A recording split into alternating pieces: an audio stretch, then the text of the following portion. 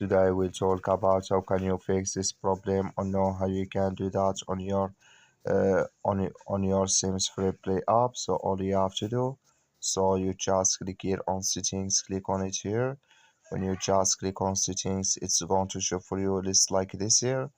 So then all you have to do, you just go down here, keep going down, you click here on apps, come to apps list here, and then you're looking for Sims Free Play app, or just click on search, then here add Sims Free Play app. It's going to show for you like this, click on it, then it's going to take you to this list, click on full stop, then you click on OK, then you go down, just click on storage, come to storage list here, just click on clear cache, then all you have to do, so you just go to your Play Store, click here on Play Store here, you search here for the Sims Free Play app. It's going to show for you like this. You will find here, if this click on it, then it's going to work with you. That's all you have to do. Thank you for watching. Don't forget to support us by liking, subscribe.